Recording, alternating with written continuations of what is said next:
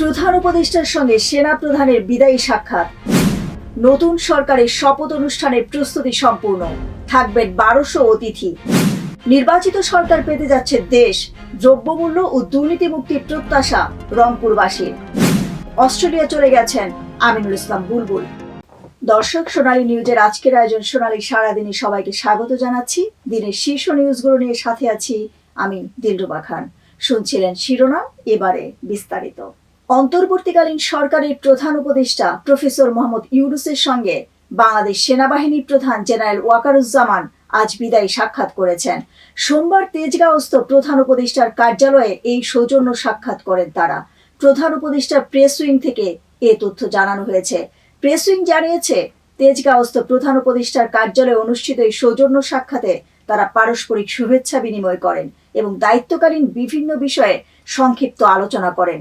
প্রধান উপদেষ্টা তার দায়িত্ব পালনকালে বিশেষ করে জাতীয় সংসদ নির্বাচনের সময় সেনাবাহিনীর সহযোগিতার জন্য সেনাপ্রধানকে আন্তরিক ধন্যবাদ ও কৃতজ্ঞতা জানান। নতুন সরকারের শপথ অনুষ্ঠানের প্রস্তুতি সম্পূর্ণ, থাকবেন 1200 অতিথি। দীর্ঘ প্রতীক্ষার অবসান ঘটিয়ে আগামীকাল শপথ নিতে যাচ্ছে ত্রয়োদশ জাতীয় সংসদের নতুন সরকার। জাতীয় সংসদ ভবনের দক্ষিণ প্লাজায় আয়োজিত ঐতিহাসিক অনুষ্ঠানে উপস্থিত থাকবেন প্রায় 1200 দেশি বিদেশি অতিথি। শেষ মুহূর্তে প্রস্তুতি এখন সম্পূর্ণ। বিস্তারিত ডেস্ক রিপোর্টে। ত্রয়োদশ জাতীয় সংসদের নির্বাচিত সদস্য এবং বিএনপির চেয়ারম্যান তারেক রহমান প্রধানমন্ত্রী হিসেবে ও মন্ত্রিসভার সদস্যদের শপথকে ঘিরে শেষ সময়ের প্রস্তুতি চলছে। আগামীকাল মঙ্গলবার বিকেল 4টায় ঢাকার জাতীয় সংসদ ভবনের দক্ষিণ প্লাজায় হতে যাচ্ছে নতুন সরকারের শপথ গ্রহণ অনুষ্ঠান। এ অনুষ্ঠানে প্রায় 1200 দেশি বিদেশি অতিথির উপস্থিতি নিশ্চিত করেছে বিএনপি। চলছে নতুন সরকারের শপথ অনুষ্ঠানের প্রস্তুতি, থাকবেন 1200 অতিথি। জাতীয় সংসদ ভবনের দক্ষিণ প্লাজায় আয়োজন করা হচ্ছে শপথ অনুষ্ঠান। সংসদ সচিবালয় সূত্র বিবিসি বাংলাকে জানিয়েছে, অনুষ্ঠান আয়োজনের সব প্রস্তুতি সম্পূর্ণ হয়েছে। এদিন নির্বাচিত সংসদ সদস্য শপথ নেবেন। সেই সঙ্গে তারা সংবিধান সংস্কার পরিষদের সদস্য হিসেবেও পৃথক শপথ গ্রহণ করবেন।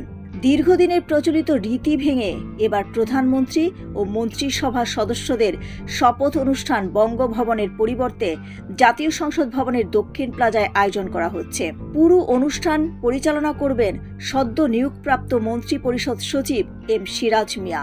রাষ্ট্রপতি মোহাম্মদ শাহাবুদ্দিন নতুন মন্ত্রিসভার সদস্যদের শপথ বাক্য পাঠ করাবেন। এক সংবাদ বিজ্ঞপ্তিতে বিএনপি জানিয়েছে, অনুষ্ঠানে প্রায় 1200 দেশি বিদেশি অতিথি উপস্থিত থাকবেন। আমন্ত্রিত বিদেশি অতিথিদের মধ্যে রয়েছেন ভুটানের প্রধানমন্ত্রী শেরিং তোবগে, ভারতের লোকসভার স্পিকার বিরলা, পাকিস্তানের পরিকল্পনা মন্ত্রী আহসান ইকবাল এবং মালদ্বীপের প্রেসিডেন্ট মোহাম্মদ মুইজ্জু। নেপালের পররাষ্ট্রমন্ত্রী বালানন্দ শর্মা, শ্রীলঙ্কার স্বাস্থ্যমন্ত্রী নলিন্দা জয়তিসারের উপস্থিত থাকার সম্ভাবনা রয়েছে। যুক্তরাজ্যের ভারত প্রশান্ত মহাসাগর বিষয়ক আন্ডার সেক্রেটারি সীমা মালহোত্রারও অনুষ্ঠানে যোগ দেওয়ার সম্ভাবনা রয়েছে বলে বিএনপির সূত্র উল্লেখ করেছে। আইন উপদেষ্টা আসিফ নজরুল গত রোববার সাংবাদিকদের বলেছেন, শপথ অনুষ্ঠানের সার্কভুক্ত দেশের পররাষ্ট্রমন্ত্রীদের আমন্ত্রণ জানানো হয়েছে। নতুন সরকারের এই শপথ অনুষ্ঠান ঘিরে রাজনৈতিক অঙ্গনে ব্যাপক আগ্রহ তৈরি হয়েছে। তাছাড়া মন্ত্রিসভায় কারা থাকবেন তা নিয়েও চলছে নানান জল্পনা। ডেস্ক রিপোর্ট, সোনালী নিউজ।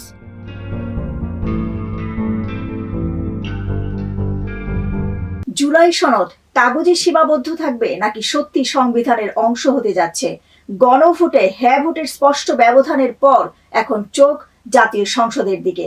বাস্তবায়ন কত দ্রুত আর কতটা রাজনৈতিক ঐক্যমত্যে হয়, সেটি এখন বড় প্রশ্ন। বিস্তারিত ডেস্ক রিপোর্টে। জুলাই সনদ নিয়ে রাজনৈতিক বিতর্ক চলছিল অনেক দিন ধরেই, কিন্তু 12 ফেব্রুয়ারির গণভোট সেই বিতর্ককে সরাসরি জনগণের আদালতে নিয়ে যায়। নির্বাচনের উত্তাপের মধ্যেই কোটি কোটি ভোটার যখন ব্যালটে মত দেন, তখন শুধু সরকার গঠন নয়, দেশের সংবিধান বদলের পথও নির্ধারিত হয়ে যায়। হ্যাঁ ভোটের স্পষ্ট ব্যবধান এখন সংসদের সামনে একটাই প্রশ্ন রেখে দিয়েছে, এই জনসমর্থন কত দ্রুত বাস্তব সংস্কারে রূপ নেবে। জুলাই জাতীয় সনদ বাস্তবায়নের আদেশ অনুযায়ী নবনির্বাচিত সংসদ সদস্যরাই একই সঙ্গে সংবিধান সংস্কার পরিষদের দায়িত্ব পালন করবেন। জাতীয় সংসদের প্রথম অধিবেশন থেকে 180 কার্যদিবসের মধ্যে সনদে উল্লেখিত প্রস্তাবগুলোর আলোকে সংবিধান সংশোধনের উদ্যোগ নেওয়ার বাধ্যবাধকতাও তৈরি হয়েছে। রাজনৈতিক দলগুলোর সঙ্গে ধারাবাহিক বৈঠকের পর গণভোটে মোট 84টি সংস্কার প্রস্তাব অন্তর্ভুক্ত করা হয়, যার মধ্যে 47টি সরাসরি সাংবিধানিক সংশোধনের সঙ্গে সংশ্লিষ্ট। তবে এসব প্রস্তাবের সবগুলো নিয়ে ঐক্যমত্য ছিল না। বিশেষ করে বাংলাদেশ জাতীয়তাবাদী দল সহ কয়েকটি দলের পক্ষ থেকে একাধিক প্রস্তাবে নোট অব ডিসেন্ট দেওয়া হয়েছিল। সদ্য সমাপ্ত নির্বাচনে বিএনপির 2/3 বেশি আসনে নিরঙ্কুশ সংখ্যাগরিষ্ঠতা পাওয়ায় সেসব প্রস্তাবে তাদের আপত্তি নেই। সেগুলো বাস্তবায়নে বড় কোনো রাজনৈতিক সংকট তৈরি হবে না বলেই মনে করছেন সংবিধান বিশ্লেষকেরা। তবে বিতর্কের কেন্দ্রে উঠে এসেছে দ্বিকক্ষ বিশিষ্ট সংসদের উচ্চকক্ষ গঠনের প্রশ্ন। বিএনপি নির্বাচনী ইশতেহারে সংসদের আসন সংখ্যার ভিত্তিতে উচ্চকক্ষ গঠনের কথা বলা হলেও গণভোটে মানুষের সামনে যে প্রশ্নটি ছিল, সেখানে উচ্চকক্ষ গঠনের ভিত্তি হিসেবে আনুপাতিক ভোটের হারকে গুরুত্ব দেওয়া হয়েছে। ফলে রাজনৈতিক অঙ্গনে এখন আলোচনার বিষয়, সংসদ কি ইশতেহারের পথে হাঁটবে নাকি গণভোটের নির্দেশনাকে প্রাধান্য দেবে। সরকারের নীতি নির্ধারণী পর্যায় থেকে ইঙ্গিত মিলছে, গণভোটে যে বিষয়ে জনগণ সরাসরি মত দিয়েছে সেটিকেই বেশি গুরুত্ব দেওয়া হতে পারে। এ কারণে উচ্চকক্ষের গঠন পদ্ধতি নিয়ে ভবিষ্যতে সংসদের ভেতর ও বাইরে আরও বিতর্ক তৈরি হওয়ার সম্ভাবনা উড়িয়ে দেওয়া যাচ্ছে না। একই সঙ্গে সেসব সাংবিধানিক প্রস্তাবে বড় রাজনৈতিক দলের আপত্তি রয়েছে, সেগুলোর ক্ষেত্রে গণভোট হ্যাঁ জয়লাভ করলেও বাস্তবায়ন প্রক্রিয়া জটিল হয়ে উঠতে পারে বলেও মনে করছেন সংশ্লিষ্টরা। সব মিলিয়ে নির্বাচন ও গণভোটের যুগপৎ ফলাফল বাংলাদেশের সাংবিধানিক রাজনীতিতে এক নতুন পর্যায়ে নিয়ে গেছে। এখন দৃষ্টি জাতীয় সংসদের প্রথম অধিবেশন এবং তার পরবর্তী 180 কার্যদিবসের দিকে, কারণ ওই সময়সীমার মধ্যে নির্ধারিত হবে জুলাই সনদ কাগজে থাকবে নাকি বাস্তবেই সংবিধানের অংশ হয়ে উঠবে। ডেস্ক রিপোর্ট, সোনালী নিউজ।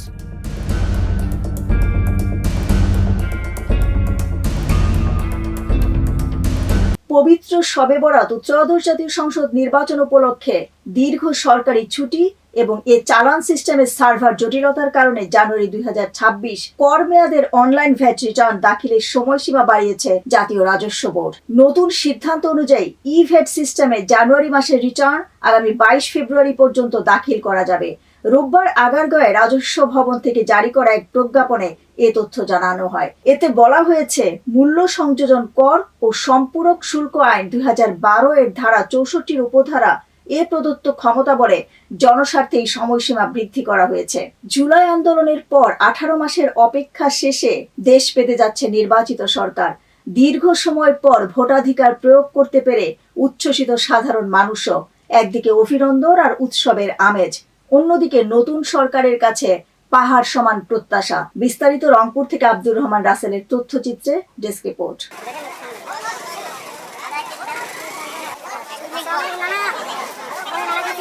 গণতন্ত্রের উৎসবে মেতেছে পুরো দেশ। এবারের নির্বাচনে ব্যালটের মাধ্যমে রায় দিয়েছে সাধারণ মানুষ। প্রাথমিক ফলে ধানের শীষের জয় জয়কার। একটি নির্বাচিত সংসদ পাওয়ার দ্বার প্রান্তে বাংলাদেশ। এই বিজয়কে কেবল একটি দলের বিজয় হিসেবে নয়, বরং গণতন্ত্রপূর্ণ উদ্ধারের বিষয়ে দেখছেন সাধারণ মানুষ।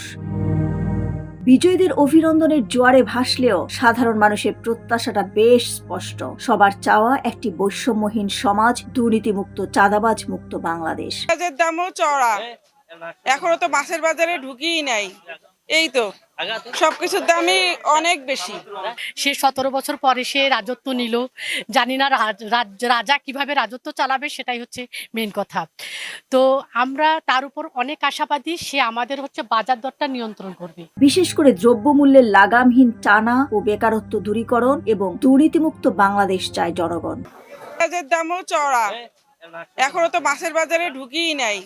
এই তো সবকিছুর দামই অনেক বেশি। সমস্ত দ্রব্যমূল্যের দাম নিয়ন্ত্রণে রাখে সাধারণ জনগণের সাধ্যের মধ্যে, যেন সবাই স্বাচ্ছন্দ্যে কেনাকাটা করতে পারে, এরকম একটা বাজার জন্য নিয়ন্ত্রণ করতে পারে, এই প্রত্যাশাই আমরা করি। বিক্রেতারা বলছেন, বাজার নিয়ন্ত্রণে নেই, প্রতিটি নিত্যপণ্যের দাম অনেক বেশি। ভোক্তাদের দাবি, দ্রব্যমূল্যের বাজার মধ্যবিত্ত পরিবারের নিয়ন্ত্রণে থাকুক। একটু আদার দাম, রসুনের দাম বাড়ছে, আগে বেচছিলাম 140, এখন 160, চায়না রসুন 200, পেঁয়াজ আগের চেয়ে 10 টাকা কেজিতে দাম বেশি, এখন 60 টাকা কেজি বেচতেছি, টমেটো 50 টাকা কেজি, বেগুন হলো 80 টাকা কেজি। আপাতত একটু রেট বেশি, ইলেকশনের কারণে কয়েকদিন মাছ ছিল না, সে কারণে কাস্টমার চাহিদা বেশি, মাছ বাজারে কম। সামনে রমজান মাস, হয়তো আরো দাম বাড়তে পারে। মালের রেট যেন কমে স্বাভাবিক থাকে, সবাই যেন সব ধরনের মানুষ কিনে খেতে পারে, চলাফেরা করতে পারে, আমাদের ব্যবসা বাণিজ্যের জন্য ভালো হয়, সব ধরনের মানুষজন সব জায়গায় সব কিনতে পারে, কোনো চাঁদাবাজির জন্য না থাকে, দুর্নীতিমুক্ত বাংলাদেশ থাকবে এই ধরনের।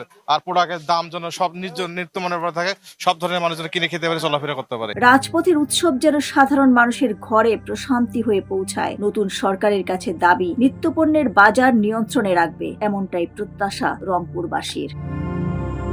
ডেস্ক রিপোর্ট, সোনালী নিউজ। সরিষা আবাদে গৌতম মালোর সোনালী স্বপ্ন।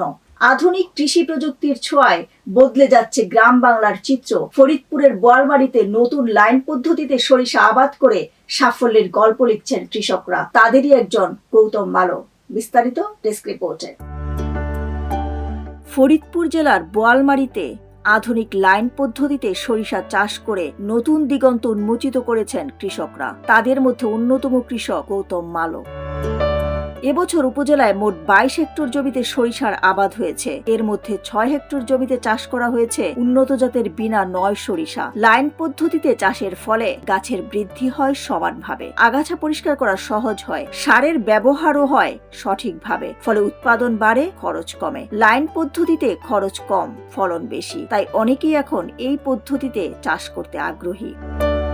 কৃষি কর্মকর্তারা বলছেন, আধুনিক পদ্ধতিতে ও উন্নত জাতের বীজ ব্যবহারে কৃষকদের লাভবান হওয়ার সুযোগ বাড়ছে। বোয়ালমারী উপসহকারী কৃষি অফিসার অভিজিৎ বিশ্বাস বলেন, এই পদ্ধতিতে চাষাবাদী কৃষক দ্বিগুণ লাভবান হবে বলে জানান তিনি। ফরিদপুর জেলায় বোয়ালমারী উপজেলায় সর্বপ্রথমে লাইনে আমরা লেআউট পদ্ধতিতে সরিষার চাষ করা শুরু করেছি। সর্বপ্রথম আমরা লাইন করে কিন্তু সরিষা বপন কাজটা করেছি, এবং যাতে কৃষকরা উদ্বুদ্ধ হয় আমরা চেষ্টা করেছি যে প্রণোদনায় 2025-26 অর্থ বছরের যে প্রণোদনা আমরা দিয়েছি কৃষকদের মাধ্যমে বিনামূল্যে বীজ এবং সার, সেটাও লাইনে করার আমরা চেষ্টা করছি। বোয়ালমারী উপজেলা অফিসার আলফি রহমান বলেন, এই বছর আমরা বোয়ালমারীতে 6 হেক্টর জমিতে নতুন লাইন পদ্ধতির চাষাবাদ শুরু করেছি। এই চাষাবাদে আমরা কৃষকদের সার্বিক প্রশিক্ষণ ও সহযোগিতা করছি। বোয়ালমারী উপজেলাতে প্রায় 6 হেক্টর জমির মতো জায়গায় আমরা যে লাইনে বপন করেছি। এই লাইনে বপন করার সময় আমরা চাষিদেরকে বিভিন্ন ধরনের পরামর্শ, এর সাথে যে সার, কীটনাশক এবং যে বিভিন্ন বালাইনাশক দিয়ে আমরা যে কাজ করেছি, তাদেরকে সহযোগিতা করেছি। লাইন পদ্ধতিতে সরিষা চাষে তেমন অতিরিক্ত খরচ নেই, কিন্তু লাভ তুলনামূলক বেশি, ফলে দিন দিন এই পদ্ধতির প্রতি আগ্রহ বাড়ছে কৃষকদের মধ্যে। সরিষা চাষী গৌতম মালো বলেন, কৃষি কর্মকর্তাদের পরামর্শ ও সহযোগিতায় আমি প্রথমবারের মতো লাইন পদ্ধতিতে সরিষা চাষাবাদ শুরু করেছি। উপজেলার সহকারী অফিসার অভিজিৎ দা আমাকে বিনা সরিষা নয় দিছে। আমি মাঠে দাগ টানে লাইন ধরে সরিষা লাগাইছি, আগে কখনো লাগাইনি, এখন এটা লাগাই অনেক ভালো হয়েছে। হলুদ সরিষা ফুলে এখন যেন সোনালী স্বপ্ন দেখছে বোয়ালমারীর কৃষকরা। আধুনিক পদ্ধতির সফল প্রয়োগেই বদলে দিচ্ছে কৃষির চিত্র, আর সেই পরিবর্তনের সাক্ষী আজ বোয়ালমারী। দিলরুবা খান, ডেস্ক রিপোর্ট, সোনালী নিউজ।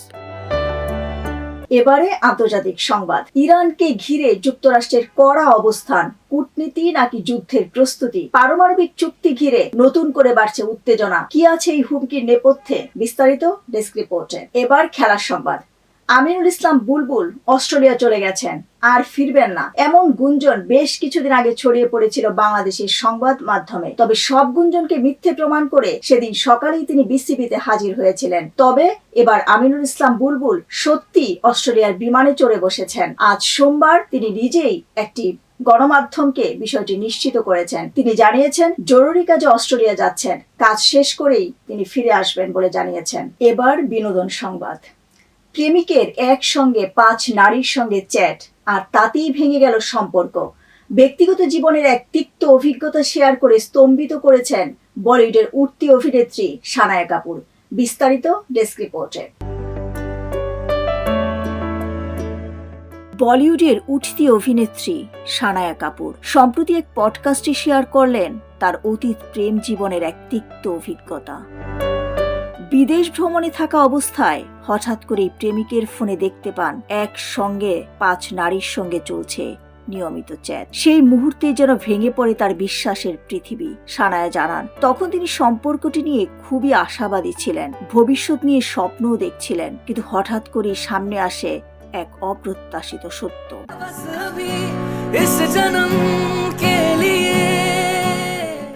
যদিও প্রেমিক দাবি করেছিলেন সবকিছুই নাকি শুধু বার্তা আদান প্রদানের মধ্যেই সীমাবদ্ধ, এর বেশি কিছু নয়, ওই নারীদের সঙ্গে তার কোনো শারীরিক সম্পর্ক ছিল না, তবু বিশ্বাসে ফাটল ধরলে কি সম্পর্ক টিকে থাকে? সানায়ার উত্তর ছিল না। তার কথায় শুধু মেসেজই নয়, সেটি আমার কাছে প্রতারণা ছিল, যা আমার নির্ধারিত সীমা অতিক্রম করেছে। সত্য প্রকাশের পরই ভেঙে যায় তাদের সম্পর্ক।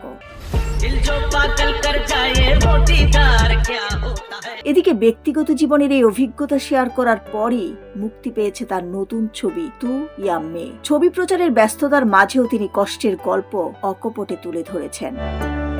সানায়ার এই স্বীকারোক্তি যেন একটাই বার্তা দেয়, ভালোবাসার সবচেয়ে বড় বিষয় হলো বিশ্বাস, আর সেই বিশ্বাস ভেঙে গেলে সম্পর্ক ভেঙে পড়তে সময় লাগে না। দিলরুবা খান, ডেস্ক রিপোর্ট, সোনালী নিউজ।